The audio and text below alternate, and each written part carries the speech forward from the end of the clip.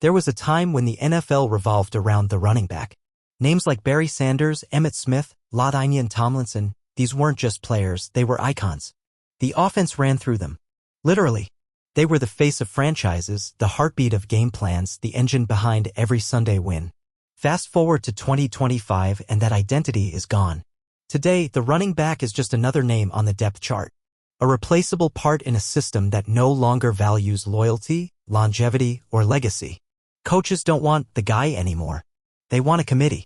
A rotation of fresh legs who split carries, split responsibilities, and split their worth into fractions. Feature backs? They're rare. And when they do emerge, they're treated like short-term investments, something to burn bright for a year or two before discarding. This is the cruel irony. The position that once defined dominance is now a position defined by decline. Not just physical, but symbolic. The NFL no longer builds around running backs, it builds around the idea of replacing them. You can be a Pro Bowler. You can be the league's leading rusher. You can put your body through hell, carry your team into the playoffs, and still be told, "We're going younger." The game has evolved. Passing reigns supreme. Quarterbacks are kings. Wide receivers are icons. Running backs? They've become shadows of what they used to be. And for the athletes who grew up dreaming of being the next Adrian Peterson or Marshawn Lynch, the reality is devastating. The position they chose is being erased right in front of them. No position in the NFL dies faster than the running back. The average NFL career is short, just over 3 years. But for a running back, it's even worse, 2.57 years. That's not a career. That's a countdown.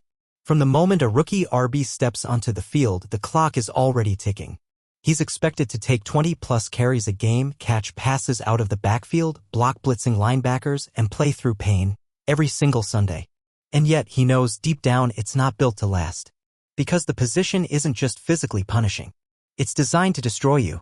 There are no safe reps. Every snap means running headfirst into 300-pound linemen, slamming into linebackers at full speed, or getting twisted and dragged down by a gang of defenders. On most plays, the RB gets hit harder and more often than anyone else on the field. It's controlled violence. And it never stops. Even the best aren't immune. Todd Gurley, Le'Veon Bell, Ezekiel Elliott, all pros, all burned out before 30. The body just can't keep up. Knees give out. Ankles never heal. Concussions stack like dominoes. And yet, there's zero patience for decline. One bad season, one injury, one step lost, and you're washed. Suddenly, the calls stop. The playbook changes. Your name disappears from the depth chart.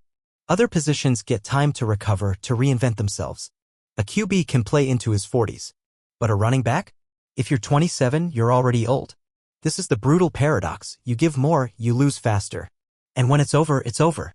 There's no ceremony. No farewell tour. Just a quiet text that says, "We're moving on." In 2025, being an elite NFL running back doesn't just hurt your body, it hurts your bank account. There is no position more underpaid relative to its punishment.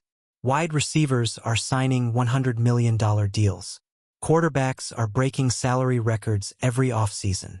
But running backs, they're fighting to get half of that and often losing. The system is rigged against them. Most running backs enter the league on rookie contracts that pay them well below their worth. And when it's time for that second deal, the one where most players cash in, teams hesitate. They cite wear and tear, declining value, age curves. Suddenly, the guy who carried your offense for 4 years becomes too expensive to keep. So what do teams do? They slap the franchise tag on him. It sounds like a compliment, but it's not. It's a leash. A 1-year contract that keeps the player tied to the team while delaying his shot at long-term security. And by the time he does hit free agency, he's 27, with 1,000 carries on his legs. And no team wants that. In 2023, we watched it happen in real time.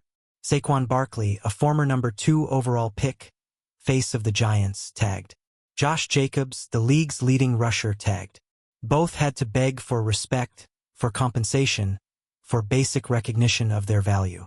Imagine being told you're the engine of the offense, but not worth the gas money. That's the emotional weight running backs carry. They know their worth. Their teammates know it. The fans know it. But the market doesn't care. Because in the NFL, you don't get paid for what you give. You get paid for how replaceable you aren't. And in 2025, the league has decided, fair or not, that no running back is irreplaceable.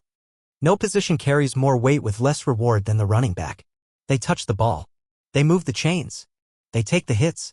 They keep the offense balanced. And when it all falls apart, they take the blame. Fumble in the red zone? RB's fault. Can't convert on 3rd and short? RB's fault. Quarterback under pressure all game? Why didn't the RB pick up the blitz? There is a relentless expectation for running backs to be everything, do everything, and never complain.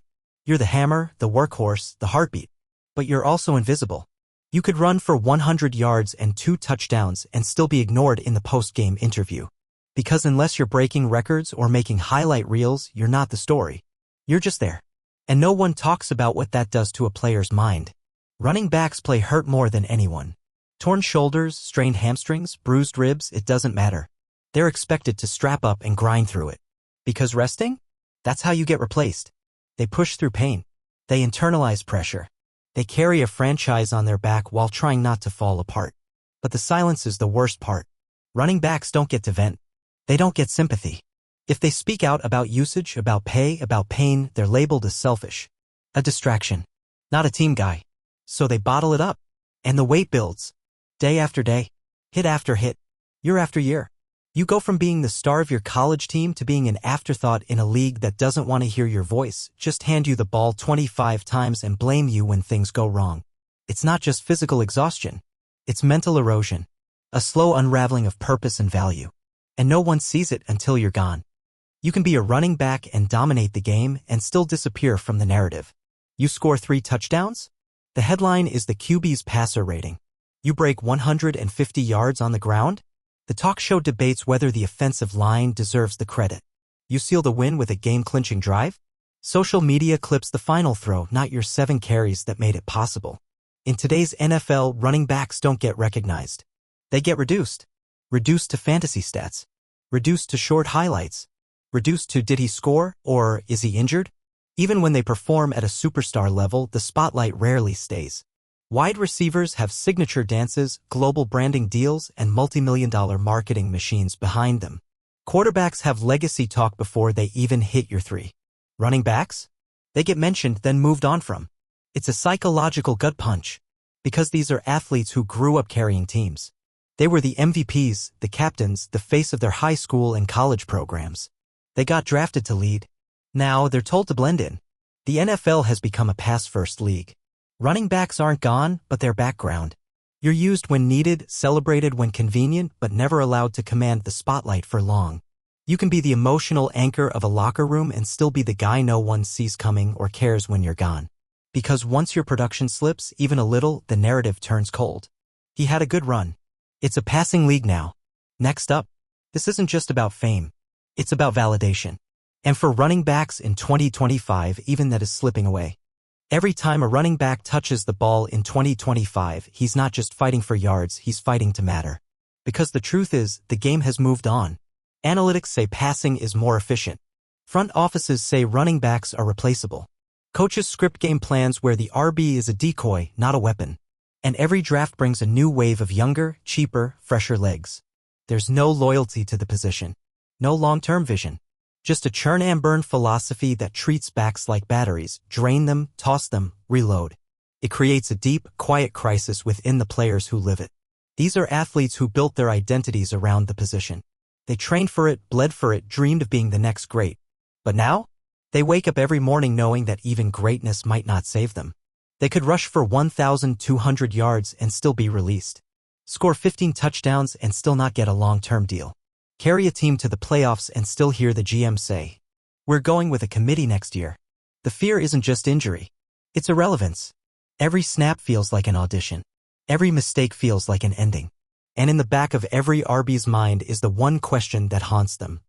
Do I even belong in this league anymore? That's the tragedy of being a running back in 2025. The position still demands everything: toughness, intelligence, resilience, pain tolerance. But the league has stopped treating it like it matters.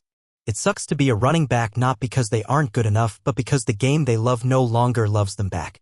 And they know it.